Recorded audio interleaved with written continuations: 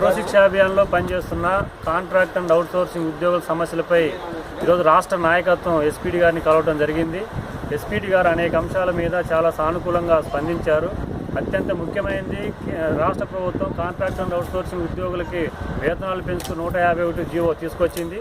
ఈ జీవో ఆధారంగా సర్వశిక్షా అభియాన్లో పనిచేస్తున్న 25,000 మంది కాంట్రాక్ట్ అండ్ అవుట్సోర్సింగ్ ఉద్యోగులందరికీ వేతనాలు పెంచేందుకు ప్రతిపాదనలు సిద్ధం చేసి రాష్ట్ర ప్రభుత్వానికి పంపారు.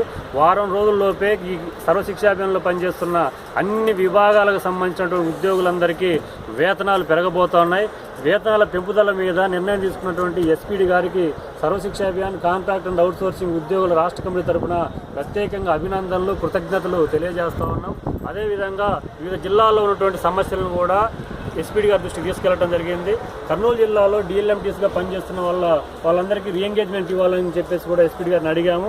అక్కడ ఉన్నటువంటి అధికారులతో మాట్లాడి తక్షణమే అక్కడ ఉన్నటువంటి డిఎల్ఎంటీస్ కూడా కర్నూలు జిల్లాలో రీఎంగేజ్మెంట్ ఇస్తామని చెప్పారు. కృష్ణా జిల్లాలో మెసెంజర్స్ ఇప్పటివరకు జీతాలు రాలేదు. ఆ విషయం కూడా ఎస్పీడీ గారి దృష్టికి తీసుకెళ్లాము. కృష్ణా జిల్లాకు సంబంధించిన మెసెంజర్లు కూడా తక్షణం బడ్జెట్ విడుదల చేసి వాళ్ళకు కూడా వేతనాలు ఇస్తామని చెప్పేసి అంగీకరించారు. అదేవిధంగా చిత్తూరులో తీసేసినటువంటి ఉద్యోగులందరి తొలగింపుకు సంబంధించిన అంశం మీద కూడా జిల్లా అధికారులతో మాట్లాడి రాష్ట్ర స్థాయిలోనే ఒక నిర్ణయం తీసుకుంటామని చెప్పేసి హామీనిచ్చారు. దానిపైన కూడా కృషి చేస్తామని చెప్పేసి చెప్పారు.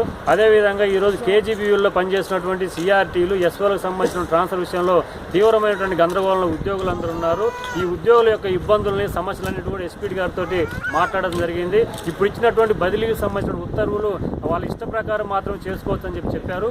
బలవంతంగా ప్రభుత్వం ఎస్పీడీ ఆఫీస్ నుంచి ఎటువంటి ఉత్తర్వులు పంపించమని, కేజీబీయూలో పనిచేసినటువంటి ఉద్యోగులు ఇష్టపూర్వకంగానే ఈ బదిలీకి వెళ్ళొచ్చని చెప్పారు.